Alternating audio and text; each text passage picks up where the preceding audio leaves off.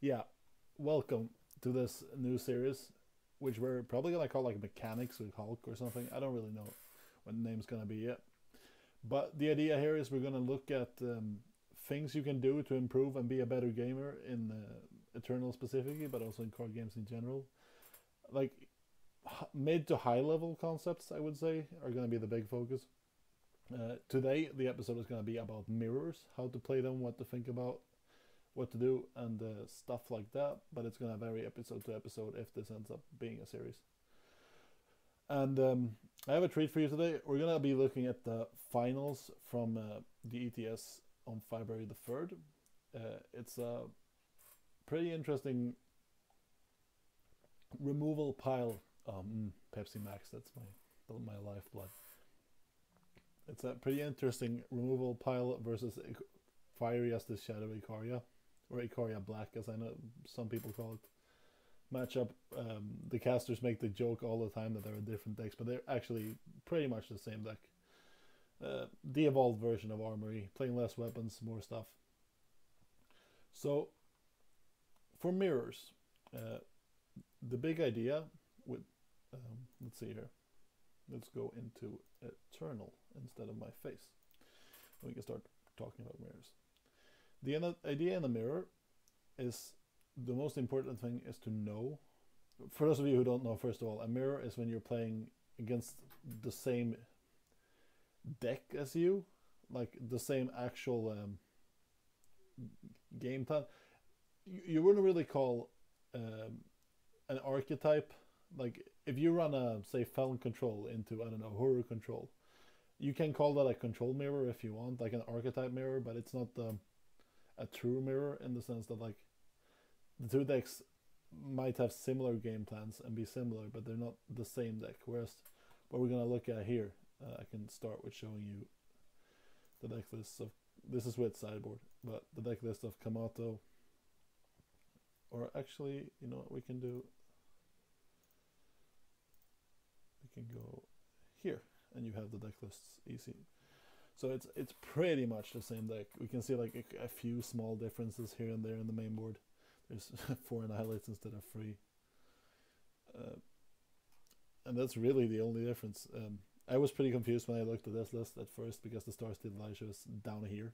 But there actually is 2 Star Steel Light shows in both lists. But the main deck looks kind of the same. And then in the sideboard we get some interesting differences.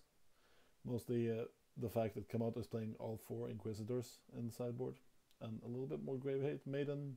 Interesting card in the matchup. We're going to talk about that more later. Whereas Mono S is playing 4 of Grenadin Drone as an anti-aggro card. But it also is going to come up both in the games that we're watching, and I'm going to talk a lot about why these are important for sideboarding later in the video. But first, we're going to go back to Eternal. And we're going to talk a little bit about mirrors in general. So the important part of playing a mirror is to know what your deck, like you have to intimately know your game plan essentially, which is, I would say, the most important part of any card game, is being really clear on what your deck wants to do, where its weaknesses are and where its strengths are. And I want to make clear it's not good enough to be like, I'm an aggro deck, I'm a control deck, I'm a combo deck, and whatever. You need to be more specific than that, because the one sin I would say you can make in a card game is just doing something for the sake of doing it, or like just because are like the worst words. Like, you're allowed to make misplays, you're allowed to card games are hard, it's really easy to do stupid stuff, but what you're not allowed to do is like, I pay the creature because I like, even the like, oh, subconsciously it felt right, I can accept as an answer, because a lot of the time, especially players that play intuitively, I know I can kind of be one of those guys. You don't always like have the actual math behind the decision in your head, but you feel it's right, and you've played enough games that you can like support decisions that on paper don't necessarily, like, you couldn't really make if someone like, why did you do this, you don't really have a good answer for, and that's fine. But what you're not allowed to do ever is be like, I just did it because that answer is not okay. So that goes doubly important for mirrors because you need to know like what your strengths and what your weaknesses are, because those strengths and weaknesses are going to be the exact same for your opponent, and that makes for some interesting I don't know, mechanics or like into counterplay in matchups. So we'll take this Elysian deck that I randomly have in my deck pile as a shit, what do you call it? Example.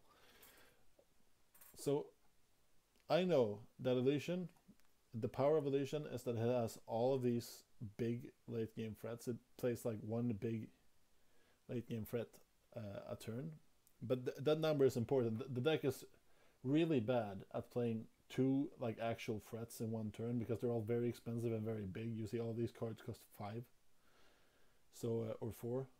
So it's hard for Elysian or to develop two threats in one turn, and that goes both for me and my opponent. But if we get like, if I have a threat online and he doesn't, he can develop one and we're at parity. But if you ever get a chance to get ahead on the threats, like say I have a Sandstorm Titan and a Surso, and he plays a Sandstorm Titan, and then I Twilight Hunt my Surso and I kill his Surso, and I play another Sandstorm or something. Like I get to take care of one of his threats and at the same time play one of my own in one turn. That means I've exploited the weakness of the deck because it's usually bad at developing the board that way.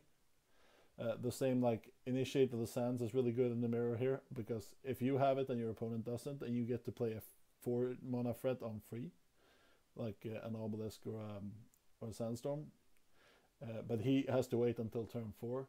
That means you're ahead, because then on turn 4 you can play a 5-drop, and all of a sudden you have 2 and he has 1. And he's not gonna win that unless he comes back with a card like Permafrost or Twilight Hunt or something like that. So it's like for Elysian, it's I know I can only develop one threat a turn.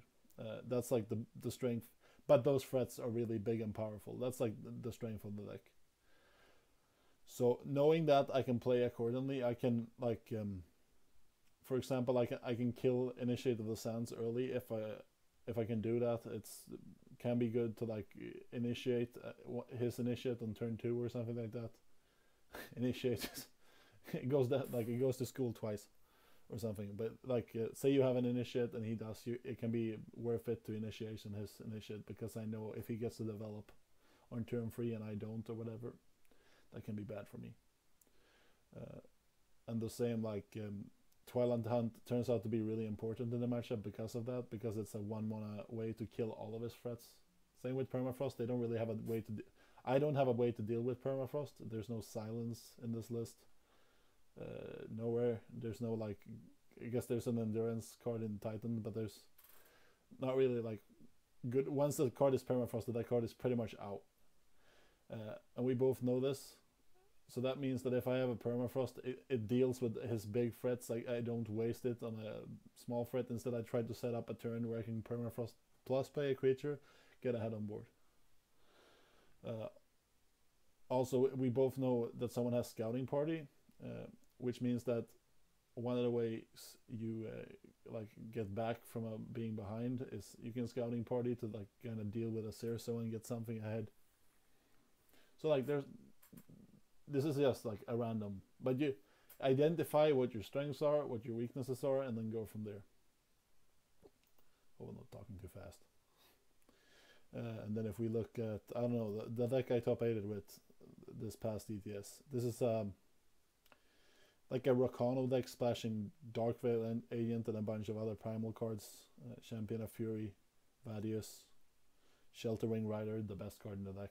Or if it had a home, I could almost say the best card in Eternal. I think this card is fucking incredible. But this deck, what it does, it kind of plays a normal Rakano game plan, like a Rakano aggro game plan, but it's trading consistency for way more power. This mana base is as like if you've seen any Reddit post about this deck or heard Ilya K go wild, this mana base is a monster. Like it's everything comes into play tapped. Yes, like they should have been more more banners and less seats. The number of seats is just way off. But the way the deck is right now, I know that it's kind of bad. Like it makes up for inconsistency with very high power on the units. We have a lot of good lifesteal units, and they're all like the amount of power you get for every point of mana you get to spend in this deck is just off the charts. And that's the game plan. And almost everything has Aegis too, so targeted removal is very poor if you sequence correctly, which means that the matchup is placed in a way, at least pre-board, where if you get a chance to use your Vanquish on a real threat, you should almost always do it. Like if there's a chance to dodge protect, you should almost always do it, because you know that he has 4 protects, and like Vanquish deals with so few threats. So if he has a real threat that you can Vanquish, it's probably better to do that than to play a threat of your own. And at the same time, if you can get an Aegis card with some kind of a hammer or a plate on, like if you can build a big Aegis threat, there are few ways in the deck to deal with that. The best is kind of like to make one of those threats of your own. So whoever does that first is usually in a really good position. I haven't played the mirror, but I played it against Rakano a bunch of times, and it kind of plays out similarly, only our removal hits all of his things pretty much. But apart from that, it's still the same. Like whoever can develop a big like unkillable threat first is in a really good position. So that means it can be better to like sequence awkwardly in the early turns in order to get an Aegis threat out early, so that you have the opportunity to hammer or plate it. Whereas like if say, I don't know, the obvious choice is like you have Commando and Vadius, and he's played a torch or whatever, so you know that there's probably not going to be like if you play the Commando, it's probably going to live. But because, and if Commando lives on paper, it's much better because you get the lifesteal or whatever, whereas Vadius just kind of hits. But I would rather play Vadius because I know that gives me the upside of playing hammer or plate or whatever, and being the first one to develop that Aegis threat, because that can be dealt with. Stuff like that. So that identify what your deck can't deal with and what it can, and then like try to exploit those holes in the opposing deck, because they're the exact same. And you should, because you should know your own deck very well, it's likely that you can identify very like thoroughly what the holes in your opponent's deck are. If you haven't tested a weird, like say you play against Charge Rod that you haven't really tested with that deck or whatever, it can be really hard to identify like what am I supposed to do to kill this deck. Like that's something that separates good players from bad, is their ability to like intuitively know that these are the holes in this strategy that I can exploit. And sometimes you like think you're good and you think that you find something, and then like on paper it seems to be really solid to attack this like weak point in the strategy, and then it just turns out like no, that was actually didn't work. They're like I don't know, card draw was too efficient, or their removal just lined up better than you thought, and it ended up that strategy just didn't really work out. So know the ins and outs of your deck, and identify the weaknesses specifically and what you can do to exploit them is where I would start. So now we're gonna go into the video here, but first of all I wanna look at their deck list a little bit and talk about what the strengths and weaknesses like of this deck are. So that's what we're gonna do now. First of all, like the big thing, let me just do something here.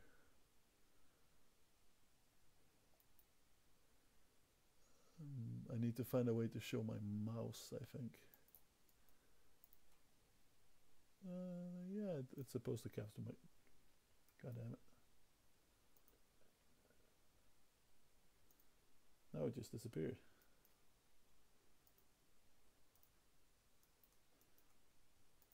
See if we can do this again then.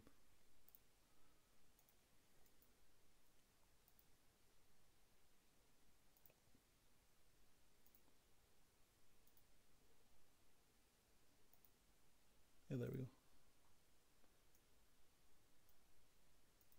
Okay, so Ikaria Black, if you want to call it that, or Armory, or whatever the Armory without weapons, or whatever you want to call it, is really good.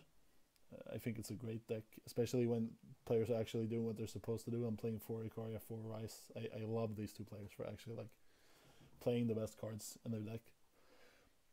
But if we want to look at weaknesses in the matchup, this is a control deck that only has 4 ways to get card advantage, like be up a resource from 1 to, because everything else trades 1 to 1.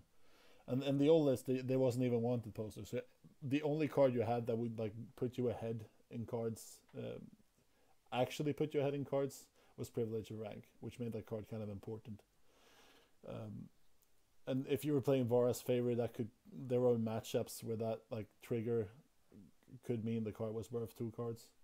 But apart from that, there's a bunch of ways to kind of get ahead in the card. There's 4 Auric Runehammer, which if you get to kill 2 things with it, can like kind of be a card ahead. But in this matchup, the only card you can kill, except for other Runehammers and Daisho, is Throne Warden.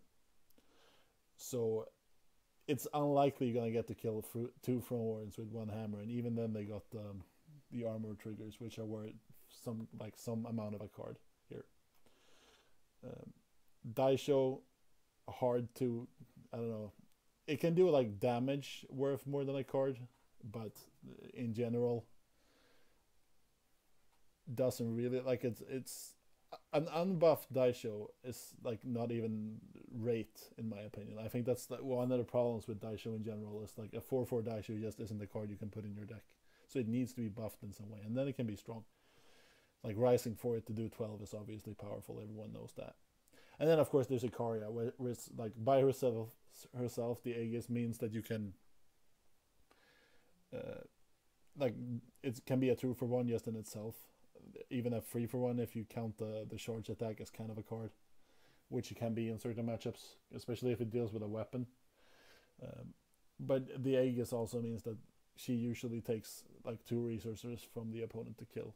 Then you also get the 5 boost, which is for sure a card, like the boost from like a 4/4 to a 9/9 here, or the Daisho boost, or Runehammer, like any of those war cries will usually be worth a card, just the boost. But the problem is you don't really know when you're gonna draw it. So it's if your Ikaria is dealt with and you draw the card on the next draw step, it's great. But if you draw the card like 6 cards in or whatever, the opponent is gonna be doing stuff, and you're like, that advantage can take a while to show up. So it's not really a reliable source of card advantage, even though obviously like the strength of the deck is the fact that Ikaria is worth so much. Like if you do the math on her and count the shards, she's kind of a 4-for-1 in herself. And she's a 4-for-1 that kills the opponent if they can't deal with her. So that's, I don't know, I love the card. I think it's amazing, obviously. But the big thing, like this is a control matchup where both players only have like, yeah, one way to get true card advantage. And why card advantage is important in control mirrors is because it lets you make land drops or power drops. It's really hard to get the 7 without drawing extra cards, because if you want to be on 7 mana or power on turn 7, that means if you play a mana every turn and you're on the play, you only get 7 action spells. Whereas say an opponent that was stuck on the 5 or whatever, he has 9 or 10 even if he's on the draw. And those 3, like in a deck that all it does is trade 1-for-1, those 3 like action spells can make a huge difference. Also, that's like the first. I don't know. The first weak point is the fact that in a control mirror, not being able to draw cards means that the opponent has more cards that do stuff than you. Even if, as I'm going to talk about very soon, most of this deck is just removal, which is very weak in the matchup. the fact that the opponent has much more of it than you, like, also means that first of all they can do the 2-for-1 thing and deal with like one more Ikaria. Those two cards, if they're two removal spells, that's a free Ikaria they get to kill that you can't. Um, and also, if you get free extra draw steps, like free extra cards, free extra non-lands to see like real action cards that actually matter, cards like Rise or Runehammer, kind of. I don't know, Runehammer matters and also doesn't matter. It depends on, you don't really want to draw it, but you really want to Rise for it, essentially. Wanted poster that lets you draw cards, Quarry, like cards that actually matter from Warden. You get to see more of those. Then that 1 in 3 maybe can be, or maybe 1 in 4 is another one of those action cards. So getting those free extra cards can be like a huge difference. So that's the first. The second part is that both players have a ton of removal and there are very few targets. Like removal is, it's not dead necessarily, but it's close to dead. Or every threat in the deck needs like 2 removal spells, but there's also very few threats you can kill. Like main deck, I think there are 8 in both lists. Yeah, and there are, let's do the math here. 4 Runehammers, which only deal with Warden, and it's also kind of a threat in itself. But 4 Runehammer, 4 Slay, 2 Vanquish, 4 Annihilate. Torch doesn't really count, but you can double Torch stuff. Torch kind of counts because it deals with Aegis. So it's like, since you have to double tap whatever you're going to kill anyway, Torch is kind of a removal spell. So there are something like 20 removal spells in the list, but only 8 threats. And though it takes 2, and 4 harsh rules. Yeah, so 20 to 24 even. Which means that whatever threat you play is very likely not going to survive. And that means that you can't really count on anything killing your opponent. Like a kill is not gonna be one. It's not gonna be like maybe a normal control mirror where you land that one threat and that like kills the opponent by itself. Instead, what it's gonna look like it's gonna be death by 1,000 cuts. Like I don't know, Warden's gonna hit once, Runehammer's gonna hit once, Ikaria's gonna hit once, and then eventually the opponent is probably gonna die to like a Rise die show. And when it's hard to get card advantage, and it's hard to do, like it's hard to stick a threat. So there are like, you both have the same amount of cards, unless something happens in a game where no one gets ahead, or like draws an inordinate amount of wanted posters or whatever. You're both going to be even on cards, which means that like since that resource is equalized, you have to pressure some other resource. It makes, for example, damage to the opponent's life total much more important, because that's a resource that you can attack and like reliably get ahead on. And that eventually that's even gonna, which I think we're gonna see in the games, that's even gonna make the opponent make decisions that are worse and maybe cost them resources because you restricted this like one resource from them.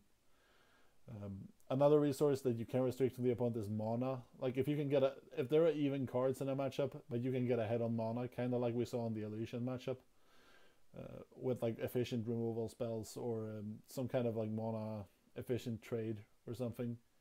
That's another resource you can attack that also isn't like cards. And because the cards are even, if you can get ahead on one of the other resources, that's a good way to win the game. So for example, like getting to Runehammer from Warden in this matchup can be really good because it gets you ahead on mana. If you have another threat, you can develop that, or just like pressure them with the Runehammer. It's kind of a threat by itself because you have to kind of torch it, the Runehammer. And Runehammer is good also because it can kind of be get ahead on mana and get ahead on life. Like it gets to pressure them while also killing one of their things, hopefully. So it's kind of a double tap in that style. So like, I guess I should have started with saying that there are, at least in my opinion, 3 resources that matter in a card game. Kind of obvious, but there's life, mana, and cards. And then cards in your library can show up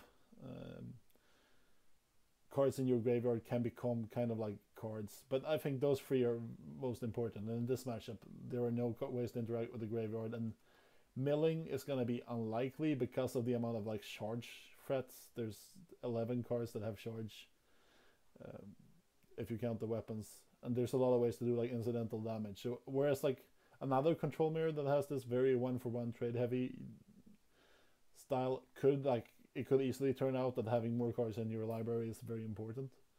But in this deck, because of all the incidental damage, I don't think that's going to happen. So let's recap. If you know that both players have sorry, I should have said the other way to win one of these matchups is like, okay, we both know that in when there's equilibrium, we're both gonna be like have a hard time to get ahead on resources. That means that if I have a spot where I can get ahead a card or any kind of resource, but especially cards, making that play is much more important than like mana considerations or even damage. Like if I can get ahead even a card in this matchup, that can be super important, because that's now like a cliff the opponent has to climb up, which is why I think you'll see a lot of, if you play this matchup a lot, like in testing or something like that, I think you'll see a lot of games end up coming down to who draws more power, because that's like a way that the game just gives one player a card advantage by like having them draw the correct amount of power instead of too much, or I guess too little. But a lot of the time, whoever draws less power in this matchup is going to be very favored. That also means you can kind of think about that, and I think cresting power to the top in this matchup outside of like cast considerations turn 1 to 5 is almost always bad, probably, because unless you're like racing to Ikaria, but I think mostly you're probably gonna end up like that power that you draw, you could have drawn a turn later, it wouldn't have hurt you that much, and that means you're up a card, like a real card or a semi-real card at least. So most crests are probably going to go to the bottom in this matchup, and I think unless it's a threat, you have to really think about whether you want to crest to the top. Same with like wanted poster, don't use it to break Aegis. Use it to I don't think you're supposed to break Aegis with it. I think you're supposed to usually like break Aegis, then put wanted poster on, and then kill the thing, so you get to draw 2 more cards. It's another way to identify to get a resource ahead. Rune hammering from Warden, like I said before, at least means they have to deal with the rune hammer, and if they can't, it's going to do damage, which is important because that's constricting a resource. So like it's a threat they have to deal with, and maybe they play their own rune hammer and kill yours, and then they kind of ahead. But then you can play another card and kill the rune hammer, and whoever like, yeah, it takes back the advantage. So that's the pre-ward, and I think that's all I need to say before we go into the first game. But to recap, because there are a few ways to get ahead on cards, that one means that the other resources are important, especially life, but also mana in a sense. And it also means that if you can get ahead on cards, you should do it.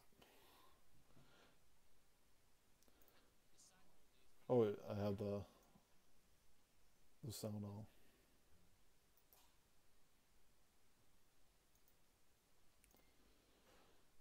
Let's see if we can find the... Here we go. So, starting hands. Obviously a mulligan for Kamado. You can't keep a 1-lander in a deck that wants to cast 7 drops on turn 7. So that's not much of a consideration. Mono Esto has a pretty good hand. It's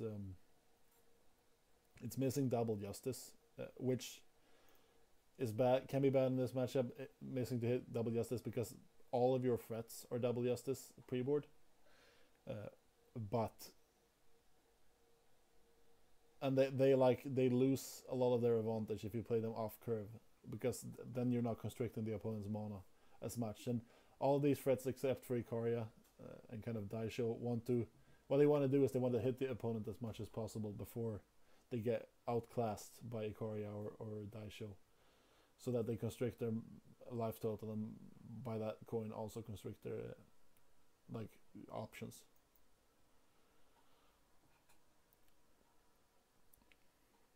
Waiting for Kamado to do his mulligan thing. If you live in a country that's not blessed by the gods and doesn't sell Pepsi Max, what you can do is you can buy any kind of like lemon concentrate and put it in your Pepsi, and it tastes like Pepsi Max. It's pretty great. You should do it. Okay, so now we have a Kamado hand here.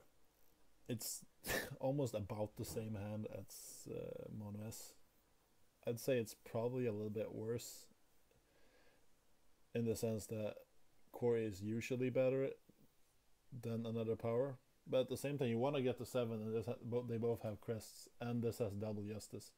So I think they're like very evenly matched at this point. If you're Kamado, you're supposed to think like, how can I get... If I can draw a hard removal spell, that means I can torch one the poster and kill the first thing he plays, and that gives me up to cards. So that's really good for me, and I should look for that play. Like, I should probably take hits from whatever he plays until I draw a hard removal spell, so I can wanted poster. And if you're Mono S, you know, you're probably, if you can, gonna play a hammer on 4. Kind of like, well, it's hard to say, because if you play the hammer on 4, hit them once, and then get hammered yourself, that can put you in a bad spot. So you're probably gonna wait for it, but we'll see what happens. Unfortunately, we can't see what he had on top, but remember what I said. I guess in this position, when you're looking for double justice, you're probably gonna bottom pretty much anything that doesn't give you justice mana.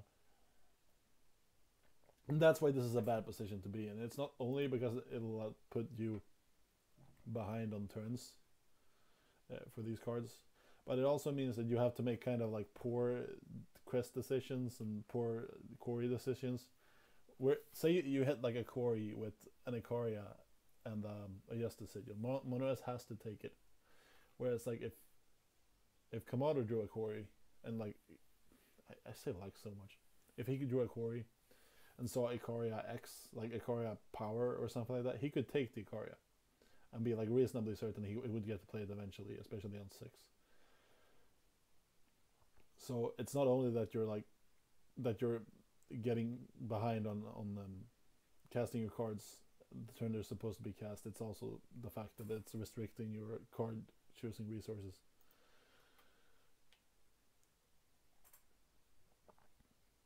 Of course, drawing the first real threat is a real boon to this matchup. Privilege rank amazing here because it's a way to get ahead on cards. Even though I say power is bad, the fact that you get 2 for 1 means that you're probably going to be able to cast the Ikaria on 7. Like, getting even one of those is a huge difference. So you obviously keep that on top. Mono S drew another crest, which is good. Also gives him double justice, so that was kind of the perfect draw, in a sense.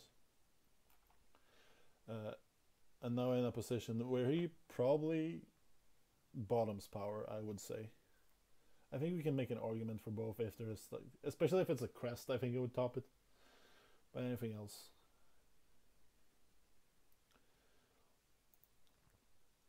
Shibi Kawaii is... Oh, no one, Shibi. I meant Kamado is playing power.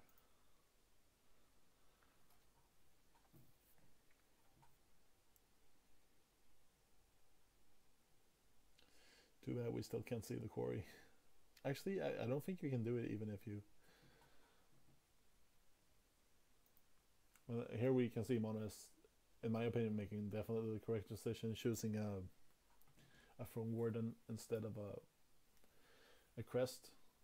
I think most players obviously wouldn't make the wrong decision there, but it's still important to identify. And getting this guy on 4 is really important, because now that means that if Mono S plays him on turn 4 and then it then gets hammered, he knows he can hammer the hammer back and kind of be ahead that way. And it's also great because if he does that, his hammer is not going to die to the opposing hammer. So it kind of like protects the hammer and is a threat, which is really good.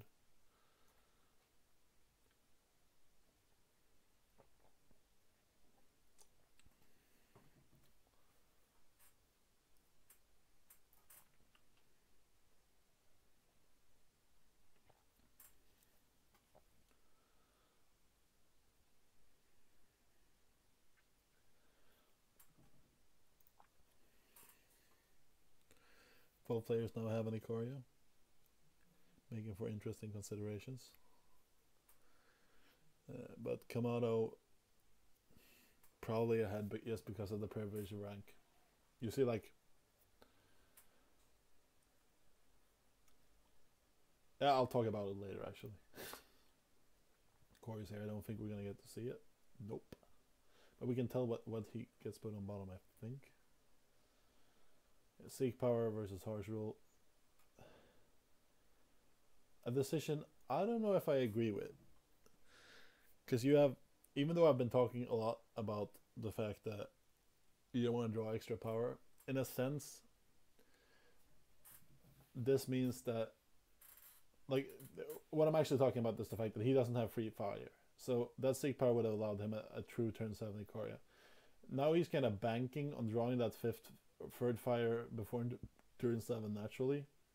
And if he doesn't, and say draws a quarry, he doesn't get to. He has to quarry for the fire. So it's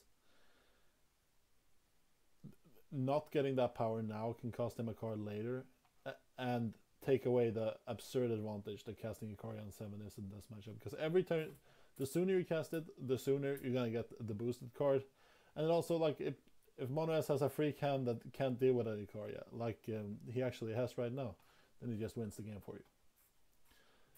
Whereas Harsh Rule is just one of those removal spells that you need to, like, sure, you need it to be able to deal with an opposing Ikoria. And it's also kind of good if the opponent has 2 Aegis threats. It's the only card that can deal with 2 Aegises for 1.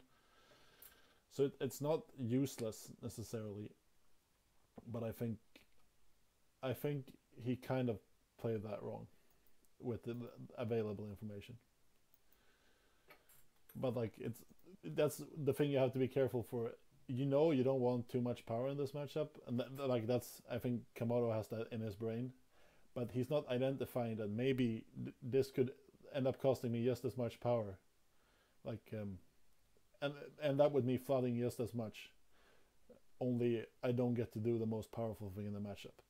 So, like, I constrain myself from mana for a theoretical card advantage that might not even turn into a card advantage.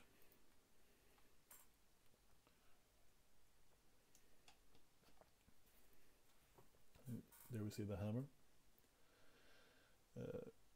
It's also really good because it now prevents Kamado from actually hammering the 4/4, and kind of prevents him from playing.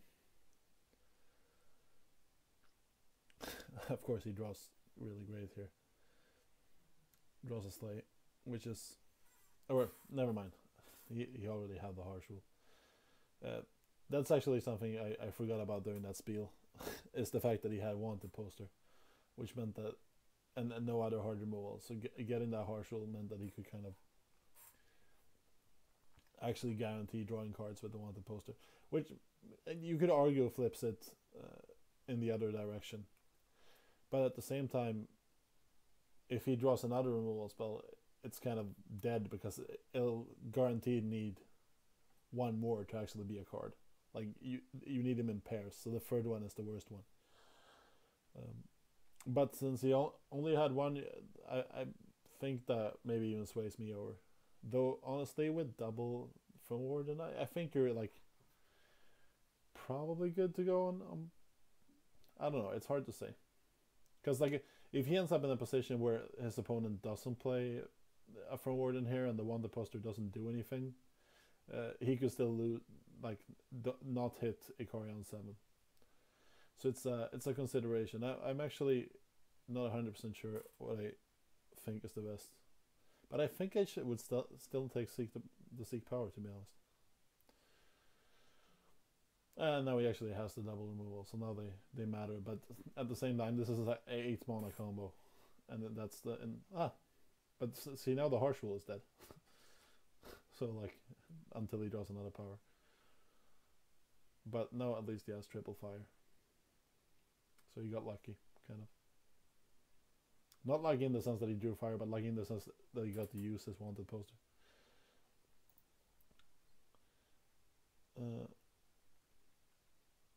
Mono is getting a little bit burned by the fact that he only had only had a seat that turn. If he got to play as Ikaria first, that would have been a huge boon to him, because then he could have protected his hammer with the block, hit him for 5 more, so he'd have been at 9. It would have made a huge difference. And there's another Ikaria, and that's good. Drawing more Ikarias is also a good way to win this matchup. I'm not gonna lie. But what you're here to realize is that why is that good? It's because, I mean, anyone can tell that drawing the control killer is good in the control matchup. But why is that good? It's because in a matchup where getting ahead on cards is really hard, this is a card that draws you kind of, it's a 4-for-1 ideally. Like that's why it's good, and that it's important. Like that's the not just because answer, and that's what you need to internalize. Like realize why is a card good in the matchup, why is it bad. And now Mono S is in a tough position where he has to waste this wanted poster. I think there's certainly an argument, like the way Mono Ace plays that turn is he assesses like, I'm gonna kill the Ikaria, I hope he doesn't have another one, and that means I have a threat and I'm pressuring the opponent's life total. But because the opponent is so low, I think there's an argument for just playing Ikaria and attacking with both.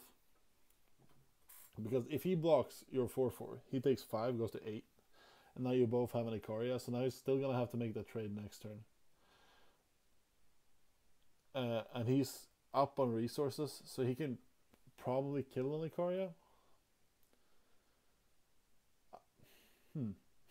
I should have watched this. I actually thought about it more. I think if you just play your Ikaria and attack, he's very likely just going to trade for it. And you're so ahead on resources in terms of life that you can take his Ikaria hits for free and he can't. So if his Warcry ends up low in the deck and you're as high, that's good for you.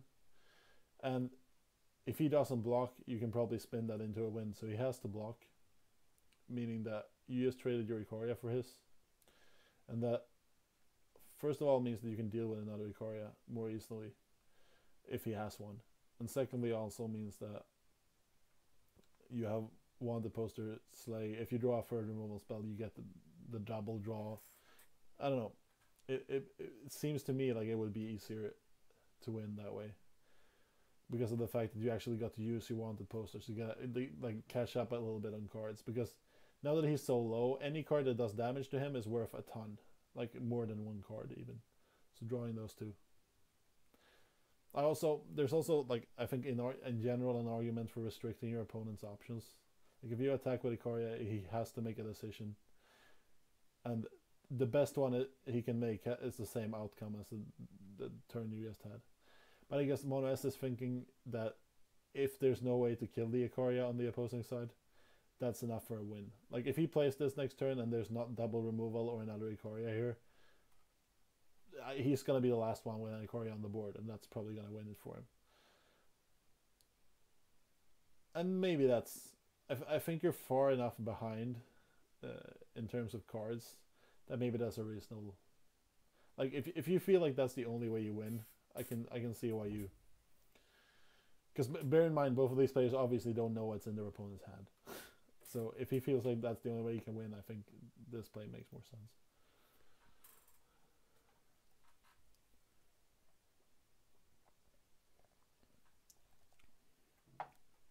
And now we're gonna see the same situation, but now he's obviously doesn't have another play. Yeah, and given what's in your hand, there's an argument for blocking the Ikaria there, because of the fact that 4 is a much more precarious life total than 5 in this matchup because of hammer. But since he gets to deal with the opposing Ikaria, it's probably fine. Like yeah, now he's dead, so now we don't really have to. And this is a best of 5, so it's not really sideboarding yet. You just have the commentators talking a little bit. And here we go, second man. And they didn't show us mulligans, but let's look at the starting hands again. Mono is on the draw this time. We can tell because he has 8 cards and the opponent has 6 in hand and 1 power. I don't know why I said that because it's kind of obvious, but there you go. Mono S has double crest, 3 mana, and kind of all the action you need. He needs he needs to draw more power, obviously, but I think he has enough interaction and card draw that he can probably bottom anything he sees on the crests, which is nice. So that's kind of like he has 2 cards in his hand that just draw him 2 power in his hand, they just draw him a card, which is great. Whereas Kamato's hand is dog shit. It has an Ikaria, but it has 2 lands and 1 Kori, and if he misses the Kori, it's probably game over. Because he's gonna fall so far behind. The cards that would normally be ones for him are probably gonna have to play catch up. And first of all, removal in like control decks and Eternal is kind of inefficient. Like Slay is sorcery speed murder. I think a lot of people forget. Murder is a card that usually doesn't even see play in Magic. I guess nowadays it does, but like for the longest time, 3 mana hard removal was not where you want it to be. So just like falling behind on power unless he draws himself out of it is, if you come out you're feeling really scared here probably. But of course if you draw power, it's a decent hand. It has Ikaria, which is great, but at the end of the day you'd probably rather Rise for Ikaria, so it's like kind of a worse Rise.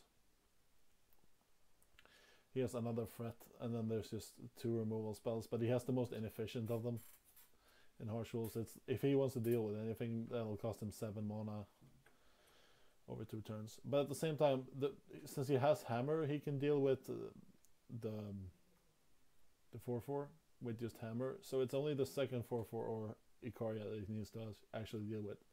But whether he's actually going to be able to like play both removal spells is, of course, still a question.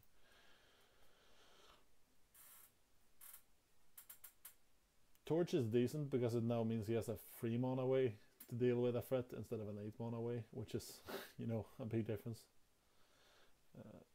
Is really unlucky and sees like, what did he see? Yeah, Harsh Rule and what's his face? From Warden on the. I guess From Warden is one of your best cards in the matchup, so that's at least good. And he at least draws another power. Slay obviously on the bottom, not much of a consideration. We can probably tell what he cores here. It's kind of weird how you gotta pause really quickly if you. So there's a Rune Hammer, which he can't cast, so that makes sense, probably. And another From Warden. I'm a little bit torn on the From Warden there. I guess his thinking is he has Annihilate, which only deals with From Warden. So he has a way to answer From Warden. And he also sees that his is going to be on turn 4 and 5. But at the same time, if he has a turn... actually, he only gets to play one on turn 5, I guess. But if... There's certainly an argument to taking the Hammer because you have like an attacking threat of your own. That means that if the opponent plays a Warden, you can hammer it. Like it's a more diversified threat pool, and it also means you kind of like have a way to deal with.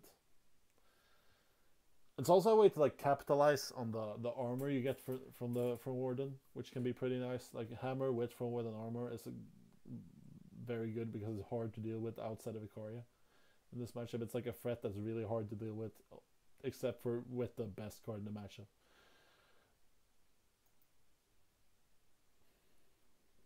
Drew wanted poster, which is okay, but now he's stuck on mana all of a sudden. Drew Seek Power and a Crest, obviously thinking the Crest, which I think is kind of obvious. Kamato still stuck on power, but drew the Privilege of Rank, which means that at least if he finds green, he has all the green he wants. So now he's actually kind of ahead on mana, surprisingly. Because next turn he's gonna get to just rank, and of course he drew the Rune Hammer. And we're probably just gonna see a Warden from Manues. He can at least be pretty certain they're probably not going to be a hammer for it this turn. So he's going to get at least one attack off. And we see Kamado here making the exact right decision in actually just vanquishing on his turn. Like, since you know you're going to want to play 2 removal spells on that anyway, you might as well do the first one right now. Though I will say that it's a consideration if you want to hammer it. It can be better to not use the vanquish. And I think maybe that was actually wrong, because if he wants to hammer this, that's fine. And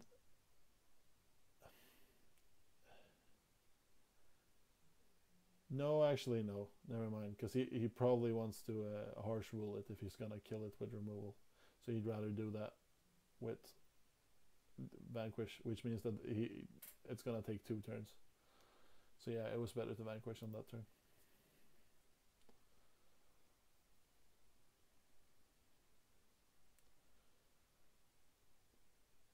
And then Manues gets to draw 4 cards on one. This is like a, I don't know, like a 4 for free, pretty much, because he gets to hammer it. So it's kind of like his Throne Warden drew him a card, and he gets to draw. I don't know. It's really interesting, but sadly he gets still stuck on power here. I think. I'm pretty sure. Yeah, he drew a Seek Power, but that's not something he can cast this turn. So I think the Daisho that Kamado draws here is just going to close out the game. Not really a very strategically intense game to talk about. And I mean, you obviously play that here, because there's no way to deal with it in 1 turn. And he can't really hammer it, because then he has to have 2 hammers. So the best way to deal with it is probably just to play another Throne Warden if he can, and then the turn after hammer it, which is really inefficient. I think there are situations in this matchup where maybe you would hold a Daisho, but this certainly isn't one of them. Yeah, at least draws a Daisho of his own that he can look at and be sad about. So that's something.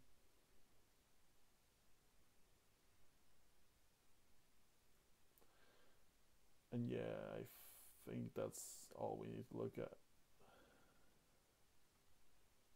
from this game. Yeah.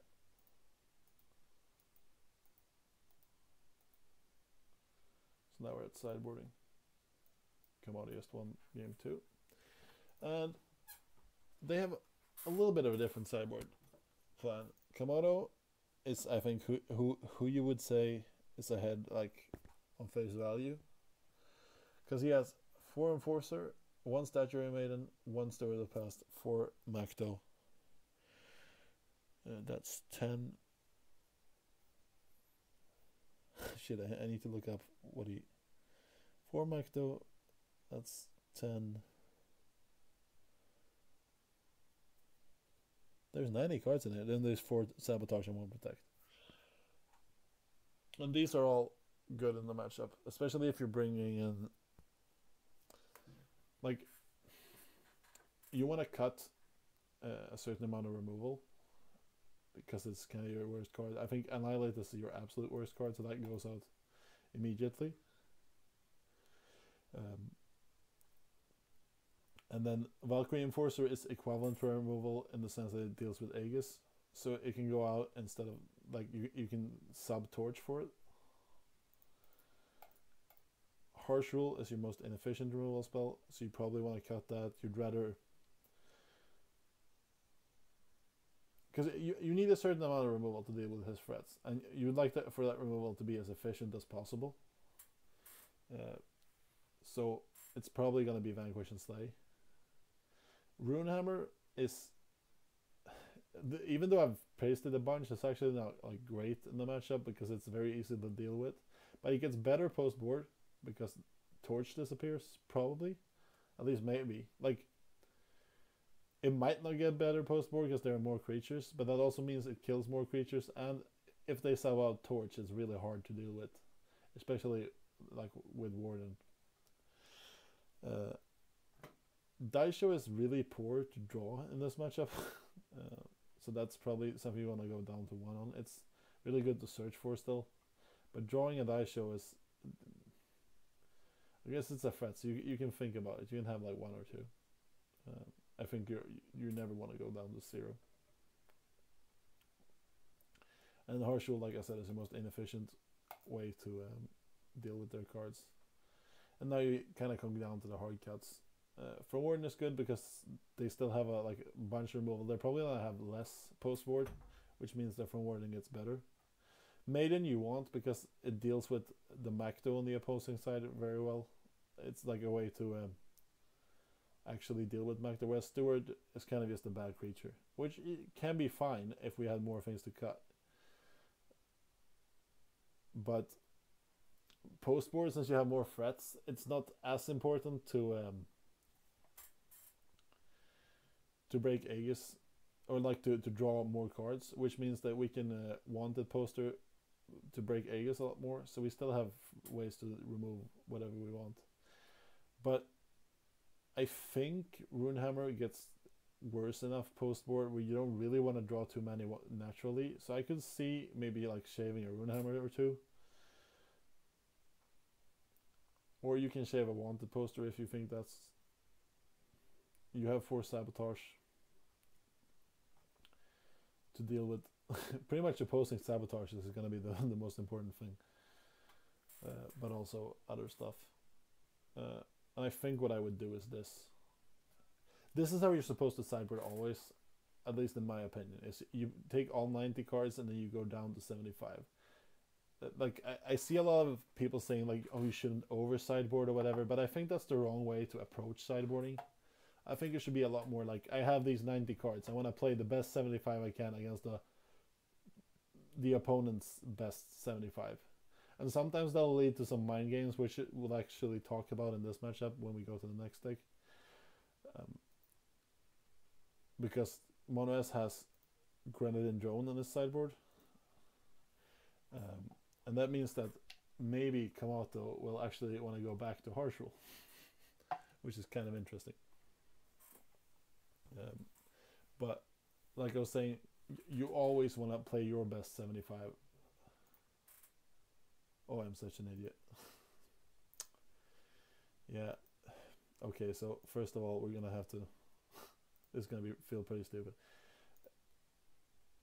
At least you're gonna hear what I said about this deck. But this is where I ended up sideboarding out of his... Like... Yeah, you can see at least... I cut Harsh Rules, Torches... I can't remember what else, but this is where the 75 ended up. Now you know. And that should have obviously have been on screen the whole time. But it wasn't. Anyway, this is Mono S's sideboard. He has 4 Grenadine Drone, 4 Sabotage, 4 Valkyrie Enforcer, 2 Inquisitor Macto, and 1 Story of the Past. And much like his opponent, Harsh Rule is the most inefficient card. Probably gonna cut it.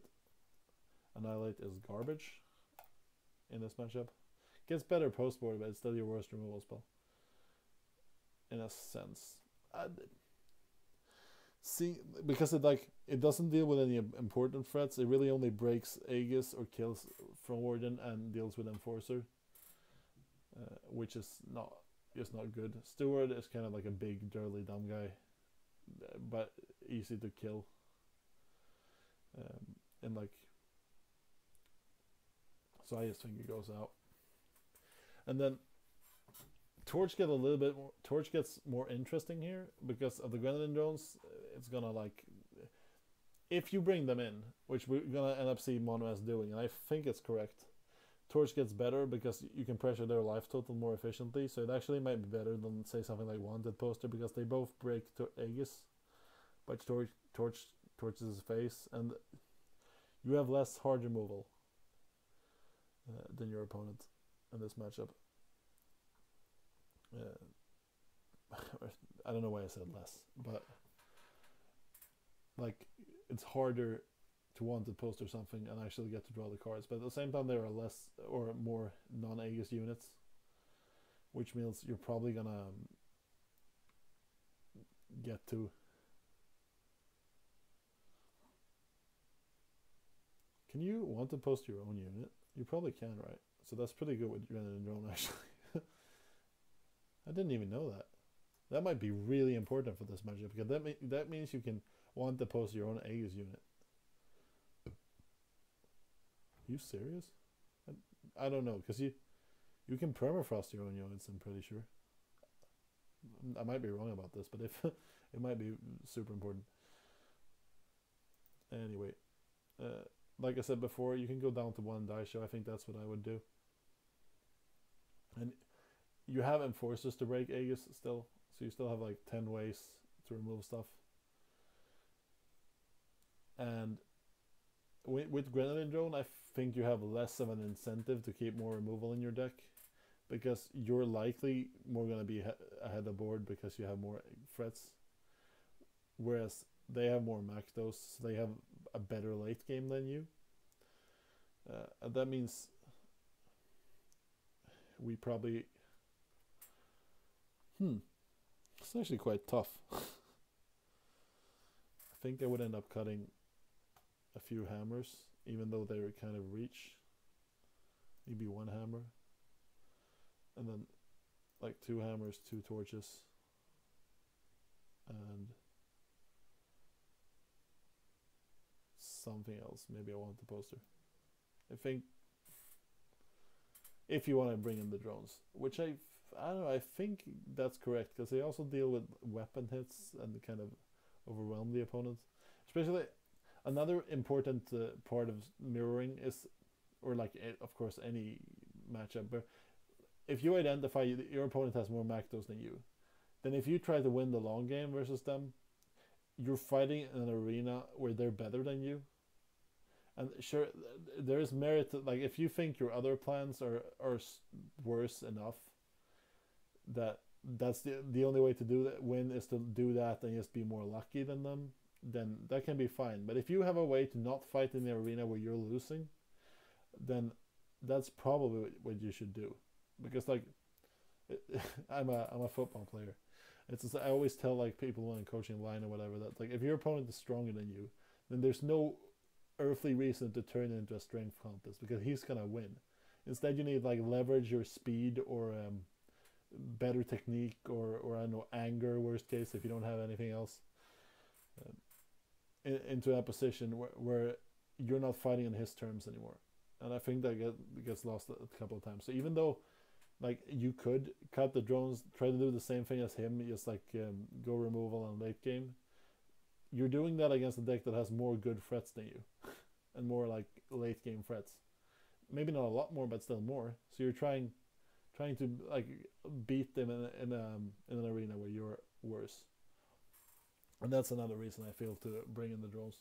Plus, it also means that after the first sideboarded game, if you win it, which you have to, because otherwise you're dead anyway, if they see drones, they might start bringing in harsh rule again, which might make their sideboarding worse and make up for the fact that you don't have to Mactos. You can even like post board bring the Grenadier Drone outs again, because you made your opponent think that maybe I need to make my deck worse in order to deal with this threat that's no longer in your deck.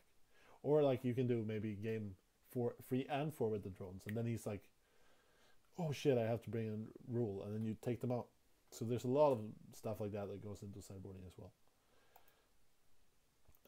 And that's, I think, all the sideboarding we're going to talk about. So now I actually need to go back to the video and find the next game. There we go. And we see Manues did in fact bring in the drones. I didn't know this because I watched the games before, but I didn't know. And another good part about bringing in drones, like all 4 of them, like he did here, is the fact I think you should kind of, when you bring in an aggressive plan like that, you should make it as consistent as possible. I heard the commentators say that maybe you should bring in two or whatever, but I think the upside of bringing in the drones like he's doing now is that if you draw more than one of them, that aggressive type of opening gets a lot strong, like exponentially stronger than it would be if you only drew one. So like this game, we're gonna see Mono S winning this game because triple drone is just gonna like do death by 1,000 cuts on the opponent eventually, because he had free and because that goes wide enough to actually finish off. Like restrict Kamato's life resources enough where he has to make awkward plays and then Mono S spins that into a win.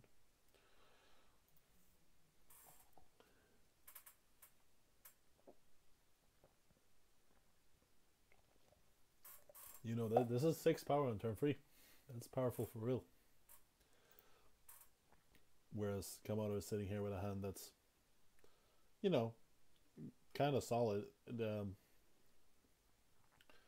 forward is really good versus these because I don't know, it gains life and starts that kind of becomes like the pit, whatever that card's called. I think it's the pit. It's a magic card that kills a creature every upkeep. The Abyss is what it's called, obviously. Because he's like, once you have these in play, you have to attack with them almost. Like the damage is more important than the cards, so you have to attack with them anyway. And then any blocker that gains you life is going to be great. But at the same time, if you stumble on mana even one turn here, this is probably going to kill you. Whereas Mono S is on the double quarry plan. He does find the mana though. And I think correctly chooses fire because he has privilege of rank in his deck, so it's easier to get the last the triple green than it is to get triple red. And it's very unlikely that he goes to 7 without finding a third green source. Whereas like I've gotten free mana in this deck before without finding red. I think it's actually happened to me. I'm pretty sure.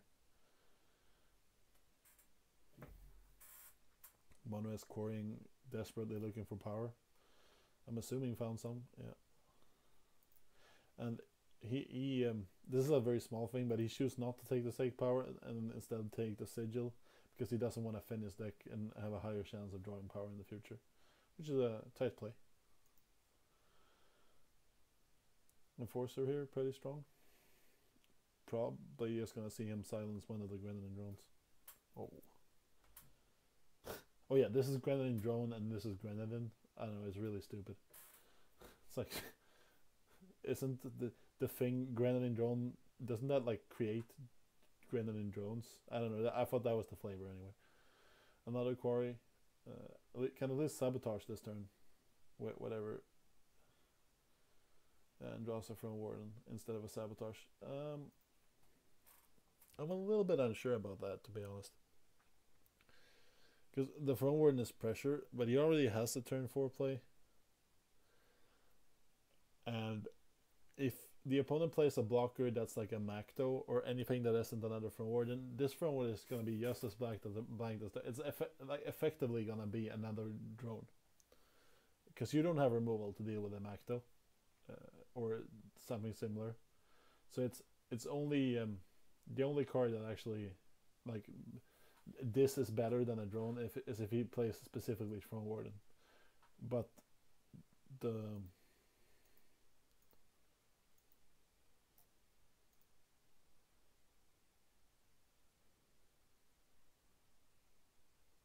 sabotage can actually make a difference here. And of course, he's obviously not even casting the Throne Warden unless he draws untapped power. Whereas sabotage actually like deals with a card from the opposing hand, maybe. You can maybe say that you get like the upside of getting more pressure. I also think taking the Daisho there was way wrong. I don't really understand why. I guess because he's afraid of like Daisho deals with 2 of these threats a turn, but at the same time that also means you have a bunch of protection versus the Daisho, and it kills 2 if he plays it, and then probably he has the rest is just gonna die to whatever's left. Whereas if he takes the quarry, first of all, that makes sure he can't even maybe even cast the Daisho. Like if his hand is just two power and Daisho and Kori, then if you take the Kori, you win the game. Probably that's probably good enough. Just win the game on its own. If it's like a one power and the threat, then if you take the Kori, you can probably stand him on power to at least even. It's very likely he draws depleted power, which means that he can't play the whatever threat he has is going to come down later probably, and he can't play the Daisho until turn 7. So not taking the Kori here, I think, was a pretty big mistake, because like all of the possible situations work out better for you if you take the Kori. And if he took the Sabotage on the Kori, you could have actually gotten both, which would have been nice also. Let's see now that Kori ends up. Monres actually wins this game, but it's way closer because of this Kori here. Because otherwise he wouldn't have been able to play anything. Would have been super inefficient.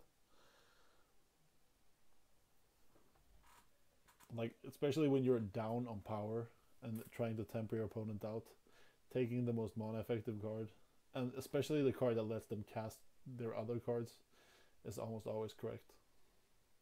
It's the reason Sabotage is good, is they can actually like a lot of the time it can actually be a good tempo play, even though like in the strictest sense, discard cards are always a bad mana trade because it's 1 mana for a card that they haven't cast yet. But if you can disrupt your opponent's curve, so they cast a worse card or at best no card at all on a specific turn, that means that you actually got ahead an amount of mana. Like so, if you take their 5-drop and they have nothing else to do on turn 5, then that's like being up 4 mana in the matchup. And if you stall all of their threats out for 1 turn, like he would have if he took the Kori, then that's even more mana gained. So that's a good way to think about discard cards, which makes them a lot better than they can maybe look on face value. At least they drew the Vanquish here, which is very important.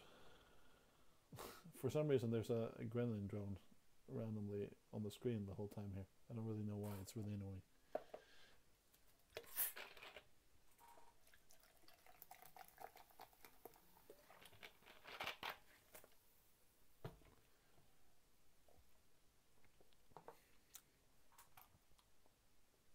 I just want to maybe make clear that even though I'm being kind of critical of these players' play now, these are great players and they obviously got to this finals for a reason. I'm more trying to highlight that even the best players make mistakes all the time, and it's really hard to navigate a card game correctly. So I think this should be heartening to anyone watching, that even if you think you're bad and making stupid mistakes, everyone else is too. I know that it gets harped on a lot in almost every like card game or StarCraft or any game really, but it is really important to remember that most games nobody plays correctly. They might play more or less correct, but still, it's very very hard to play any game correctly, which is why they're fun. Obviously, if they were, I think one of the problems I have with chess, for example, is that it's kind of like so much. It's very versus a bad to medium player. It's very easy for a good player to play it correctly, like almost mathematically correctly, and that can make it pretty boring. And also poker kind of has the same problem in that like if up until a certain level you can really only play the stats, and they'll probably get you a good enough. Like a robot can play those games to good consistency, whereas I think it would be almost impossible to make an AI that could play Magic well, because there's so many computations, and like I subscribe to the idea that there is a best play in every situation in every game, but I think there are probably plays that are close enough that there is room for personal, I don't know, like personal preference. Because if there's one play that gives you, I don't know, 98.7% chance to win, and one that gives you a 97.5, that is a difference, and one that you should like actively pursue. But it's also close enough that if you can't find the other line, or it's easier for you to like realize the 97.5% chance line, then you should probably do that, which I think is cool. Like I yeah, that's a tangent, but here we are in containers. I don't know why I'm. This is a VOD. I was like waiting for them to decide we're done, but I can just do this. So let's look at the starting hands again.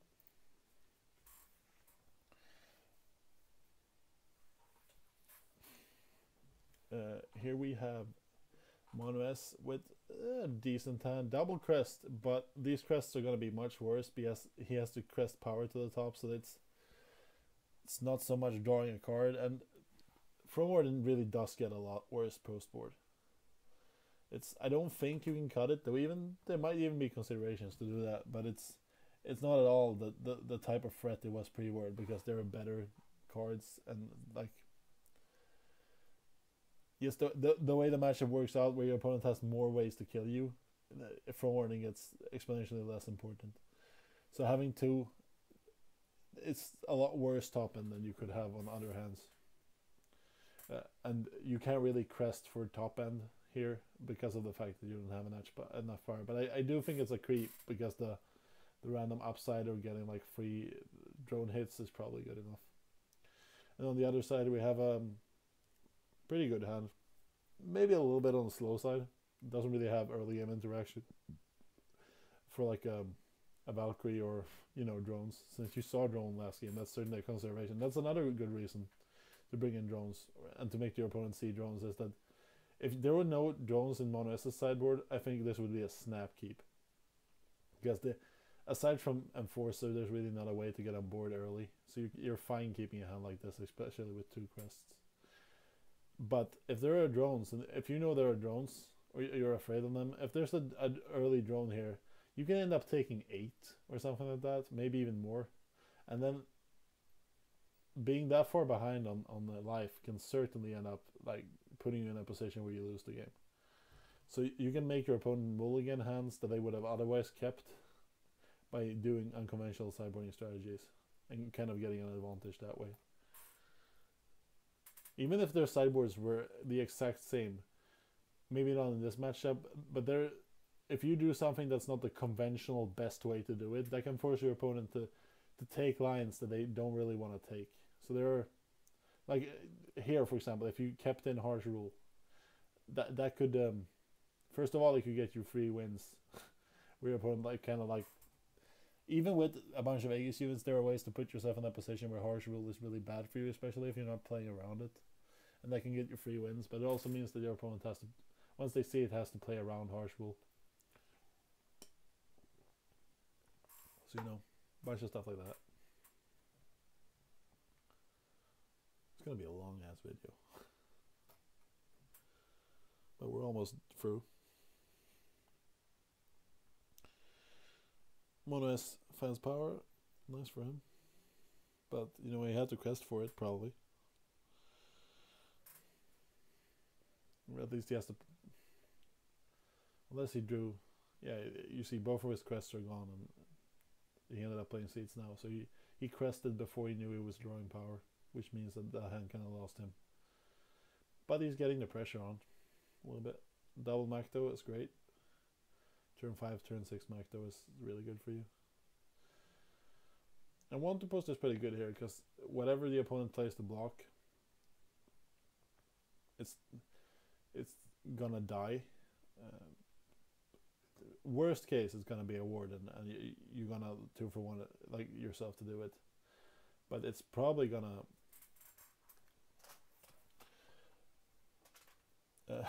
exactly, that's gonna happen. You're gonna get to draw cards and get in for 6 and actually play another drone here. I'm surprised Mono has loses this game because it looks really good right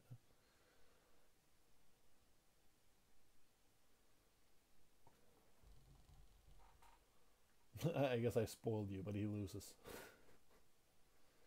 Um, and Komodo not really in a position where he can do anything. He kind of has to just play Macto here.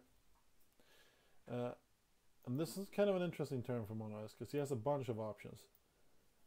He can attack with all 5 and do 4. His opponent goes to 9. That line is kind of weak to Throne Warden. And I think even if the opponent had Throne Warden, they would cast Macto first.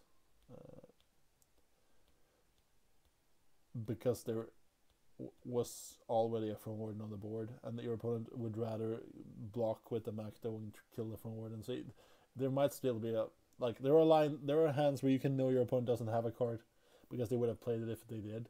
But I think in this position you would probably play Macto first, so you can probably assume there is no you can't assume there is no Throne Warden. And attacking with all is kind of a weak line against Throne Warden. But if they don't have that, they go to 9. You lose your Throne Warden, but you have a Macto, so you still end up doing 4 next turn, and then you can probably, with another threat, I would say spin that damage into a win. You can attack and do 3, which is okay. And with the drawn Macto, I think probably the line, because then next turn if you attack with Warden and Macto, they either take 5 and block the Warden, or sorry, they either take 7 or block the Warden, and that's a lot of damage, or they block the Macto and trade, and then that's just a good attack for you. Or you can stay back, which Mono S does, and I think that's bad because you're actually kind of giving away your initiative here. Obviously, of course, he draws Throne Warden, which is interesting. But you're giving up your initiative because now you give him another chance to develop a threat. It's kind of the Elysian thing. Whereas Throne Warden was the perfect draw, to be fair. But I think really anything else would have put you in a great position if you attacked with just these 4, sorry, because it would have been a 10. Yeah, I think Monoes kind of gets unlucky here, but I think staying back there is kind of giving up your advantage. And once again, turning the game into an arena where you're just much worse off because you have a bunch of threats invested in just like random 1/1s, which are good if you can pressure opponents, but not really good otherwise. And your opponent has a Macto on top of their deck. So any turn, and them getting a Macto back is way more important for them than it is for you. But because you're the one trying to kill them, whereas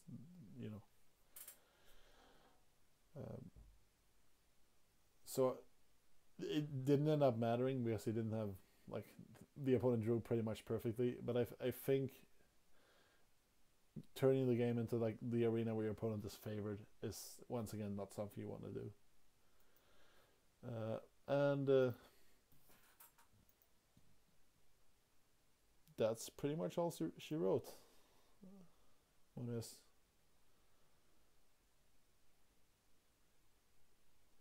I think I had something to say here before, but I can't remember what it was. And he's so dead. We know he's so dead that I don't really. I don't know. I don't know what I was going to say. But that's, I think, where we're going to end this. So if we go back to my flexing screen a little bit. What's up? I hope you appreciate the light. I had to go through my whole fucking wardrobe in order to find a shirt that would cover it up enough to not look terrible. But to recap, when you're talking about mirrors, what you want to do is identify weaknesses in your deck and in your strategy that you can exploit with your strategy in order to win, and then not fighting in arenas where you can't win, and finally you can sideboard unconventionally and stuff like that. I don't know. I kind of lost my energy here, so watch the video if you want the recap. And I don't know. I'm expecting you all back home to flex with me right now. It's gonna be our thing. Like the Hulk seal of approval is the flex, because card gamers are not supposed to be muscular, and I hate that. Go to the gym, people. It's important. It makes you better at card games, I swear. Yeah, the lighting here is crap. I need to work on that. Peace.